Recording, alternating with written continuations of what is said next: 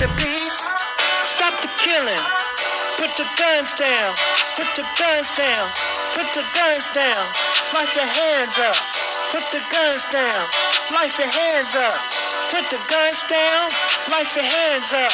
Stop the beef, stop the beef, stop the beef, stop the beef, stop the beef, stop the killing.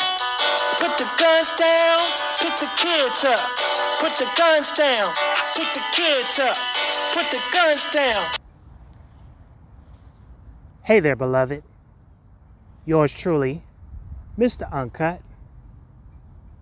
Also, one of the co-leaders of the We Take Care of Us DMV coalition. Beloved, there are things that we need to really put onto the table and to really examine. There's a lot of things that have been transpiring within our DMV metropolitan region. We have seen such an uptake and an uprise as it relates to the gun violence. We've seen such an intake and uprise as it relates to some of the behaviors that are transpiring in our schools. And ladies and gentlemen, believe it or not, this is something that we can't just throw up under the rug. Ladies and gentlemen, we've got to start dealing with and start really examining why a lot of the stuff is transpiring the way that it is. Beloved, as much as we may not want to admit this, a lot of the things that we're seeing that is transpiring in our communities is often either something that is not being taught, displayed in the homes.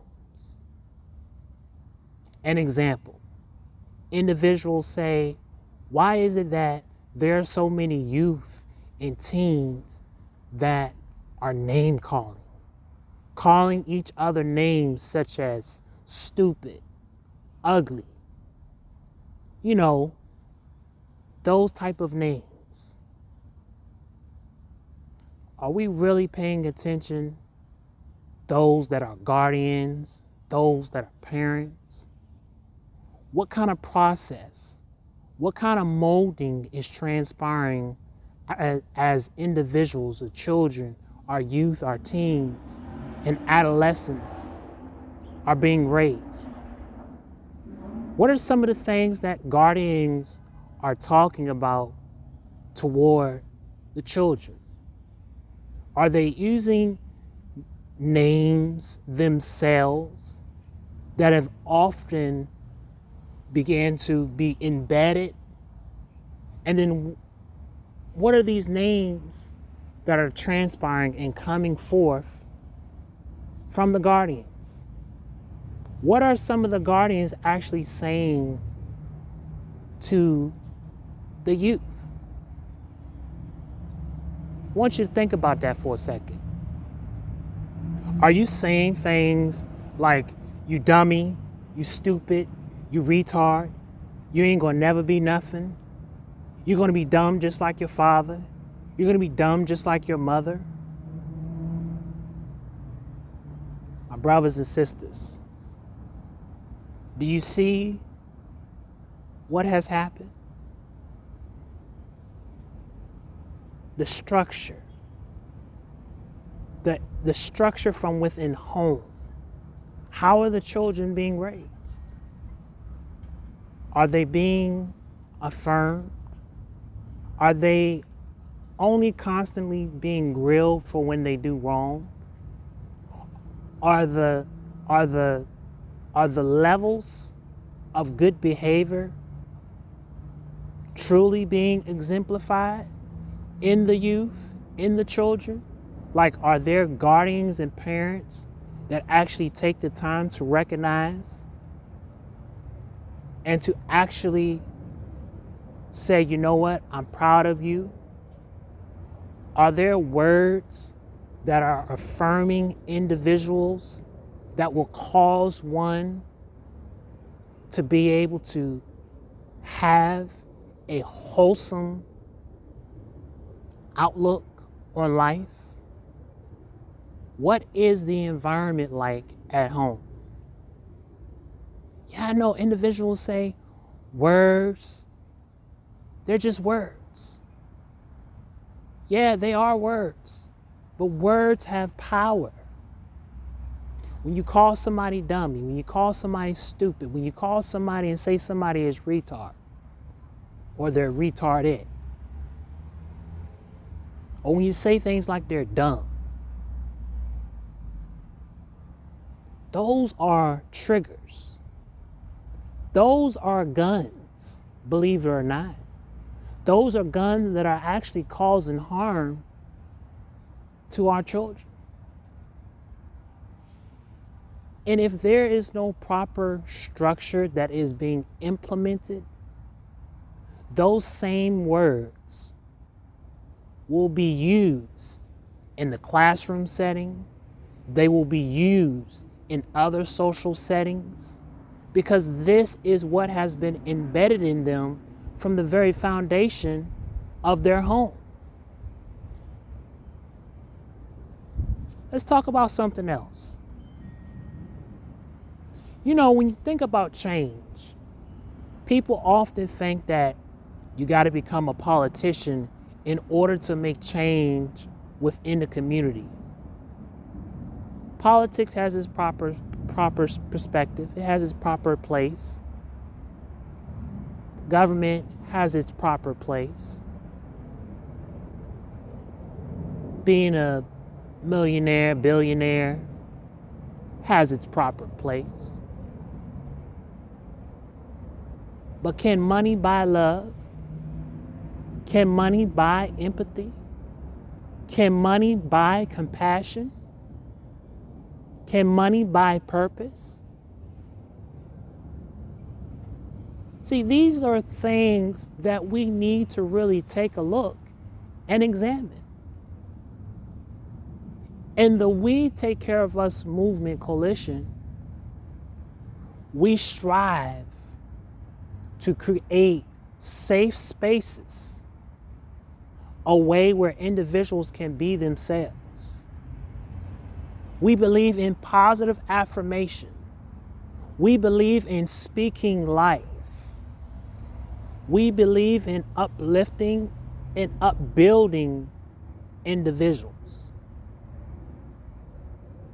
We believe that even when mistakes are made, that proper training can be provided.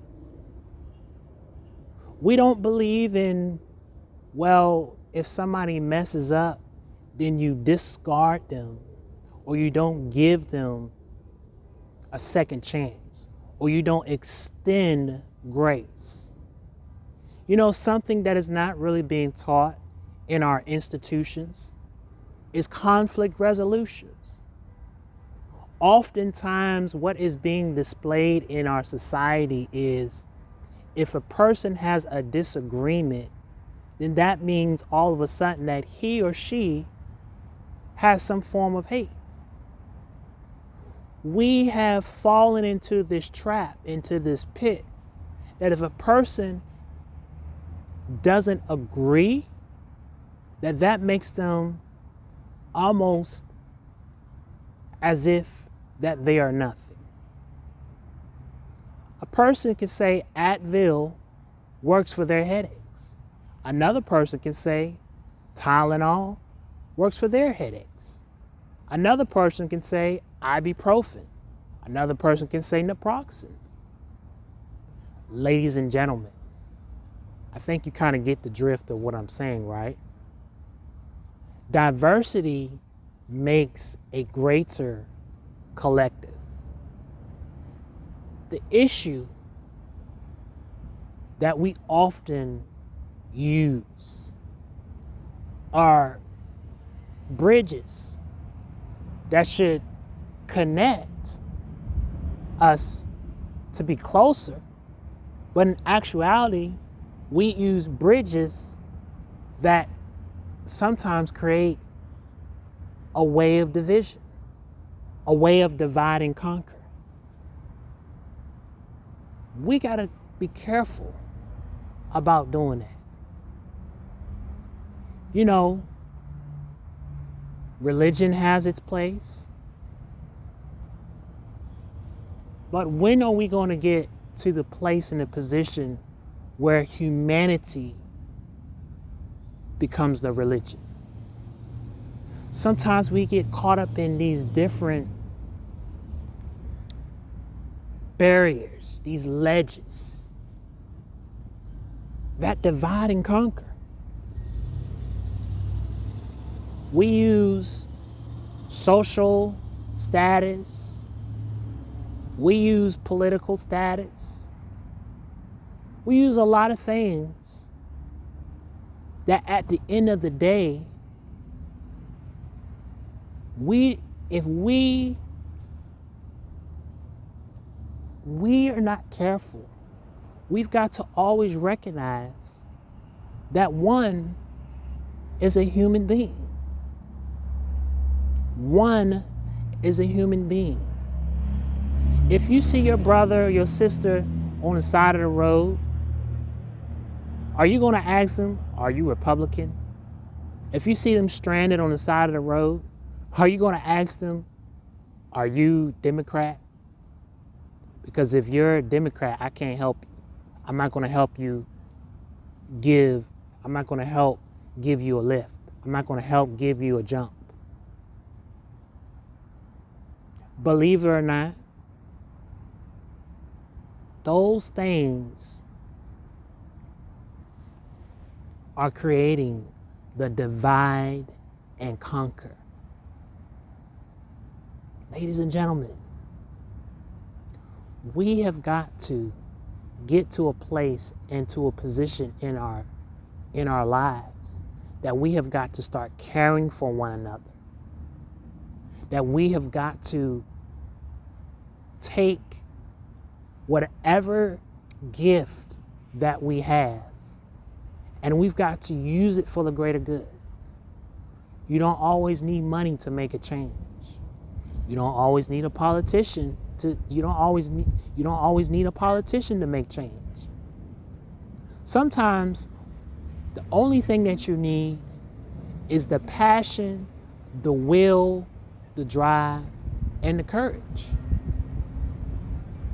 A lot of us, young, old, we've all had experiences in this journey of life. And we've got to come up with a better way of how we go about creating the change that you and I so ever want to see. Yes, gun violence is an issue. Yes, that's a real issue. What about the other guns? The guns of belittling, the guns of neglect, the gun of not showing compassion. You know, it was ironic in the midst of the pandemic, as we are still all navigating through this, trying to adjust back to somewhat of a normalcy, there were many of us that was going to grocery stores, and sometimes we would be in checkouts, we would be in the checkout line. And as we would be in the checkout line, we might see one individual may have 2 packs, or maybe 3 packs, or maybe 4 packs of paper towels. And we would often kind of jump to conclusions. We would say things like, why do they need 4 packs of paper towels? Not even necessarily recognizing that in the midst of a pandemic, that there were individuals that were doing their due diligence to reach out to our seniors, to reach out to other individuals in the communities, to make sure that they had the necessary items. There were individuals that did not have access to public transportation.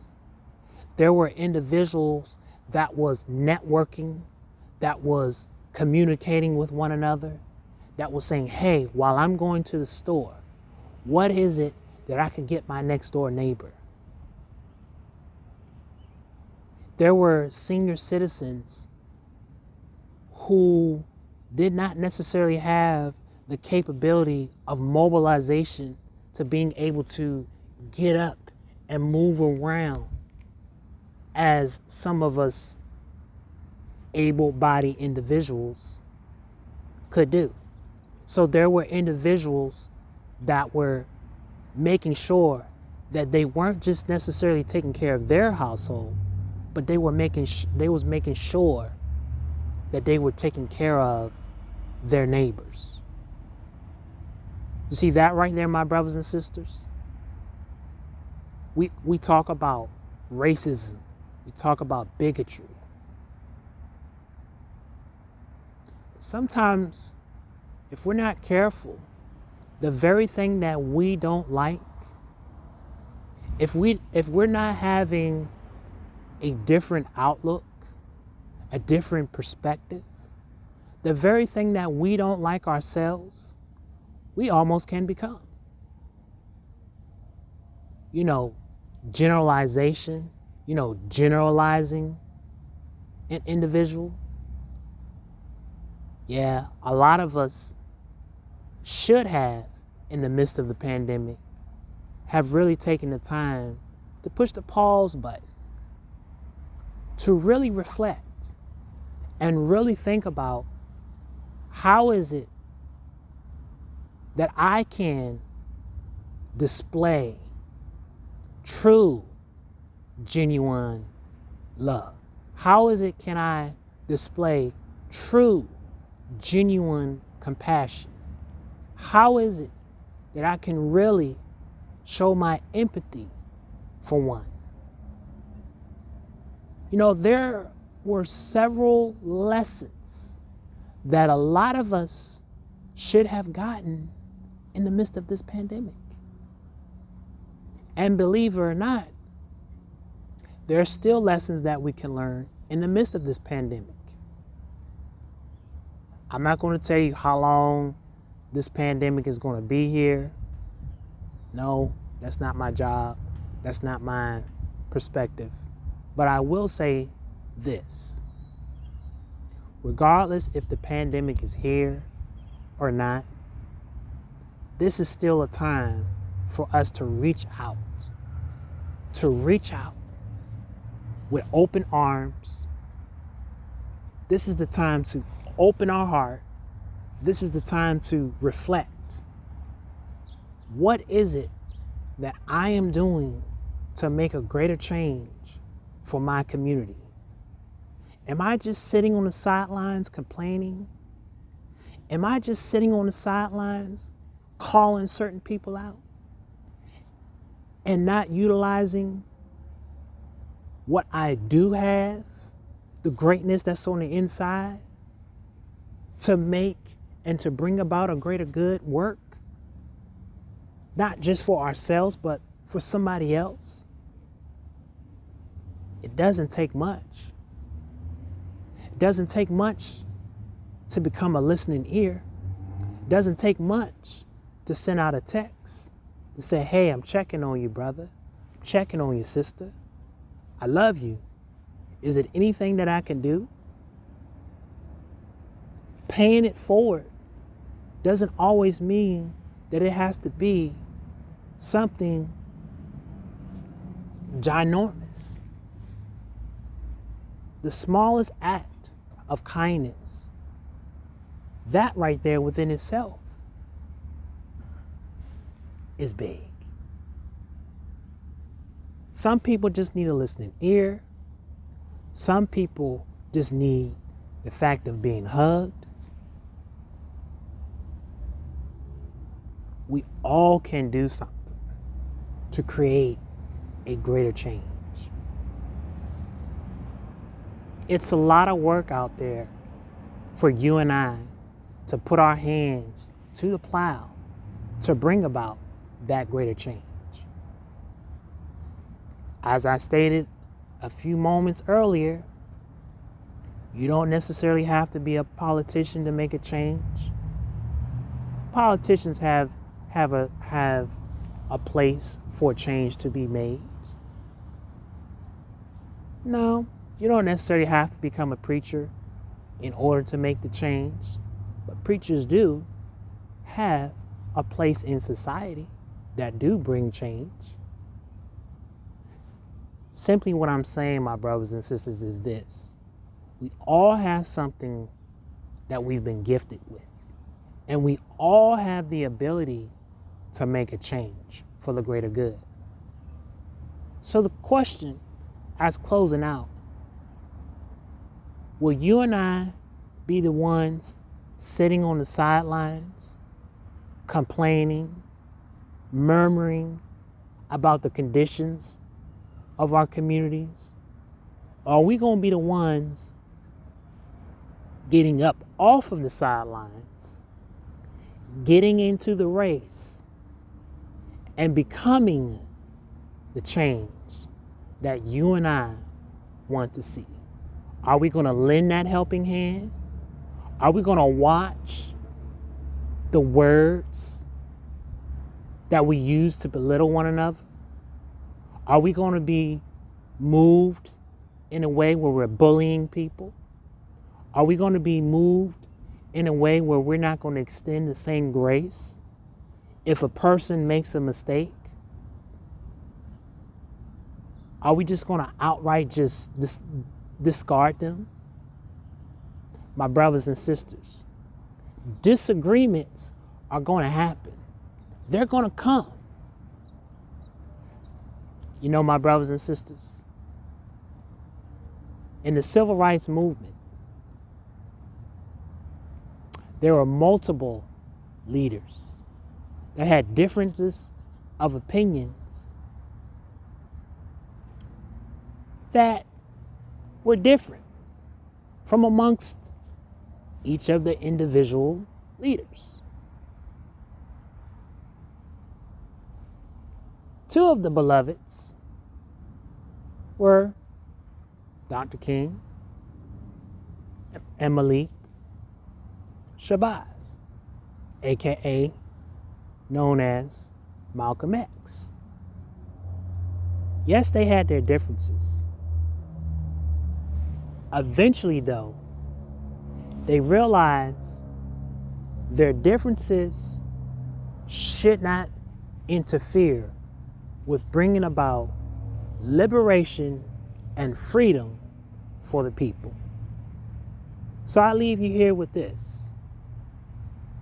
Extend grace, extend love, extend peace.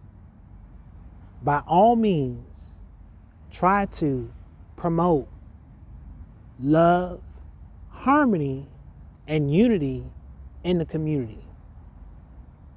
Yes, we've got to stop the beef, but let's stop the beef within ourselves. Let's not just say, put the guns down, but let us actually put the other guns that you and I use every day. Let's promote love. Let's promote peace. We've been given the fine blueprint from the great beloveds. Let us use that fine print and let us begin to use that blueprint that was given before us from the greats of the beloved patriarchs, and let us build, let us advance. And as long as we're building and advancing ourselves to liberate the people, that's the only thing that should matter. It shouldn't matter what my skin color is. It shouldn't matter what my political affiliation is.